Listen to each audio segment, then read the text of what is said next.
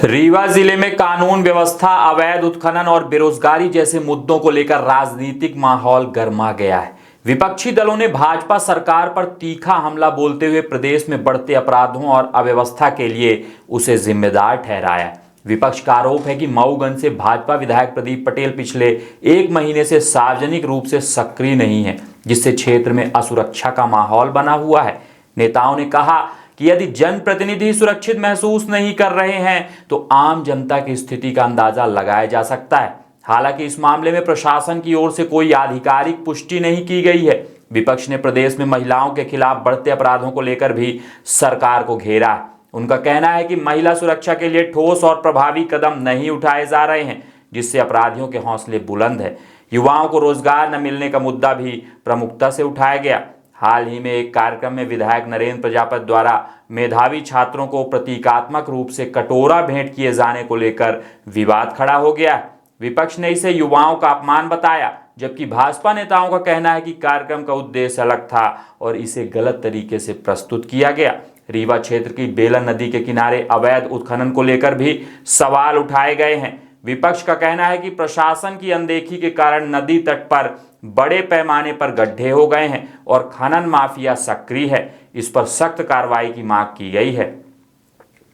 मध्य प्रदेश और उत्तर प्रदेश की सीमा पर अवैध रूप से पेट्रोल डीजल बेचे जाने का मुद्दा भी सामने आया।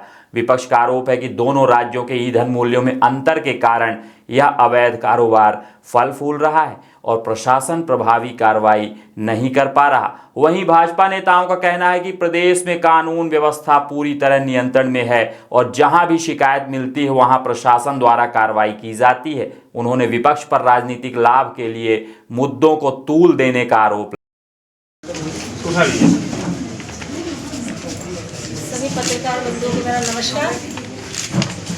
लेट हो गए इसके लिए माफ़ी चाहूँगी, थोड़ा सा निकलने में लेट हो गए। मैं रीवा के बारे में लाई हूँ कुछ, तो आप लोगों से पढ़ के बताऊँगी, उसके बाद फिर आप लोगों के सवालों के जवाब दूँगी। रीवा में गुंडाराज भाजपा सरकार की देन। जब भाजपा का विधायक ही 1 महीने से गायब है तो आम जनता की हालत समझी जा सकती है। भाजपा ने दिन भर देश भर में शिक्षित युवाओं को कटोरा देने का काम किया। रीवा में गुंडाराज भाजपा सरकार की देन है। भाजपा का विधायक जब 1 महीने से गायब हो तो फिर जनता की हालत समझी जा सकती है। पूरे देश में भाजपा ने शिक्षित व्यक्तियों को रोजगार के स्थान पर कटोरा देने का अभियान रीवा से ही शुरू किया है। प्रदेश में पिछले 22 साल से चल रही भाजपा की सरकार के कार्यकाल में कानून एवं व्यवस्था की स्थिति बहुत खराब हो गई है। रीवा क्षेत्र में कानून की स्थिति क्या है, इसका अंदाजा इसी बात से लगाया जाता है कि मऊगंज के भाजपा विधायक प्रदीप पटेल 1 महीने से ज़्यादा समय से लापता है।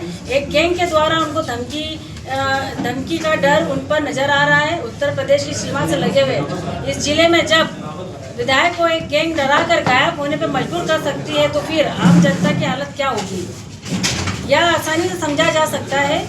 यह बात केवल रीवा की ही नहीं, पूरे प्रदेश में गुंडों का आतंक चढ़ के बोल रहा है। महिलाओं के साथ लगातार अत्याचार करने में वैसे ही देश में नंबर वन स्थान पर मध्य प्रदेश है। इस प्रदेश में अब महिलाओं पर अत्याचार इतना बढ़ते जा रहा है कि उसकी कोई सीमा नहीं है। राज्य सरकार के द्वारा महिलाओं के अत्याचार को रोकने का कोई भी प्रभावी कदम नहीं उठाए जा रहे हैं। भाजपा के द्वारा पूरे देश में शिक्षित लोगों को रोजगार देने के लिए अब तक कोई कार्य योजना नहीं बनाई गई है। चाहे प्रदेश की सरकार हो, दिल्ली की सरकार हो, इनके पास युवाओं के लिए योजना नहीं है।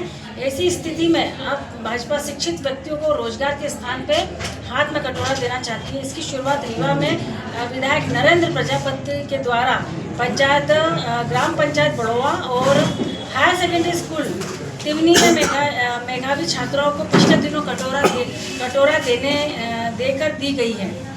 और रीवा के नदी क्षेत्र किनारे को छल्ली कर दिया गया है। रीवा क्षेत्र में बेलन नदी के किनारे का क्षेत्र अवैध खनन का गढ़ बन गया है। शासन प्रशासन आंख मीच के बैठे हुए हैं। नदी के किनारे बड़े बड़े गड्ढे हो गए हैं। इस उत्खनन के कारण कर दिए गए। अवैध उत्खनन करने वाला माफिया सरकार और भाजपा के नेताओं के संरक्षण में पनप रहा है। प्रशासन हाथ पर हाथ धरे उत्खनन को होता हुआ देख रही है। प्रदेश सरकार की लापरवाही से चल रहा अवैध पेट्रोल डीजल का धंधा मध्य प्रदेश और उत्तर प्रदेश के बॉर्डर में सड़क के किनारे लगी हुई गुमटी में अवैध रूप से पेट्रोल डीजल बेचने का कारोबार पिछले काफ़ी समय से चल रहा है। इस कारोबार के लिए मध्य प्रदेश की सरकार जिम्मेदार है। मध्य प्रदेश में पिछले में पेट्रोल 108 रुपये लीटर के भाव से मिलता है, जबकि उत्तर प्रदेश में 95 रुपये प्रति लीटर है। ऐसे में उत्तर प्रदेश से पेट्रोल लाके अवैध रूप से बेचा जा रहा है। इसी तरह मध्य प्रदेश में डीजल का भाव भी 96 प्रति लीटर है और उत्तर प्रदेश में डीजल का भाव 88 रुपये प्रति लीटर है। इन दोनों ईंधन के भाव में बड़ा अंतर होने के कारण अवैध कारोबार पूरी तरीके से फैल चुका है रीवा शहर में।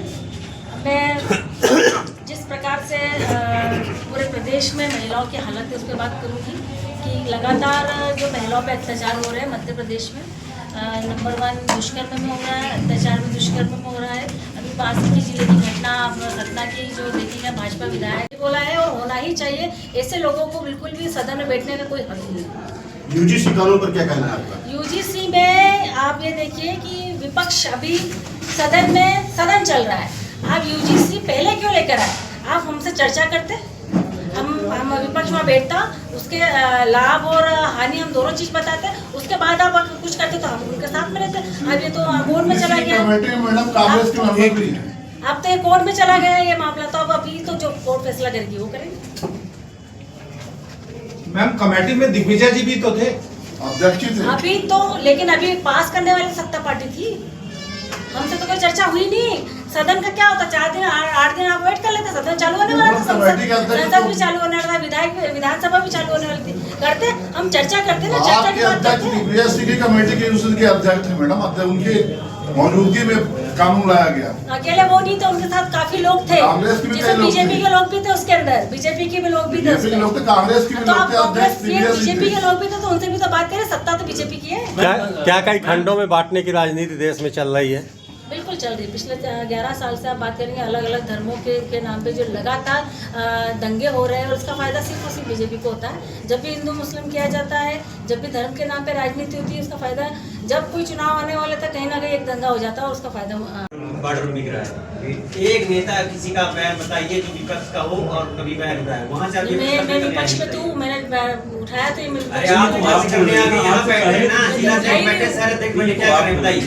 करेंगे हम इसको। देखिए आज मैंने उठाया निश्चित रूप से। काहे के लिए बैठे, ये बताइए काहे के लिए बैठे यार? यहाँ जो जिला अध्यक्ष बैठे हैं, मैडम आज भीड़ दिख रही महिला कार्यकर्ताओं की, बैठे क्या कभी नहीं एक-एक करके पूछोगे ना, या उनकी सुनो या आपकी सुनो। आपकी बात का जवाब बताइए। निश्चित रूप से जब मैंने उठाया तो ये उठेगा मुद्दा। मैं भी विपक्ष की नेता हूँ, यहाँ के जो जिला अध्यक्ष रहते हैं वो भी उठाएंगे, क्यों उठाएंगे? बोलिए। जितनी भीड़ दिख रही महिला कार्यकर्ताओं की नहीं, जब आज है तो पहले भी उनकी महिला हर बार दिखती है, चीजें होती है नहीं दिखती है, हर बार लाते महिला, हर बार आती है, सब जुड़ी है कांग्रेस से। कहीं पुतला दान है, ज्ञापन देखिए कि आप निश्चित रूप से बहुत मजबूती से महिला कांग्रेस चलाएंगे। मतलब सरेआम पूरी तरीके से उसको पीटा गया है। उसके पहले हमने एक वीडियो में देखा था कि भाजपा के पदाधिकारी ने महिला को धमकी दी कि आप मेरा कुछ नहीं बिगाड़ सकती, भले मैं आपके साथ कुछ भी कर लूँ।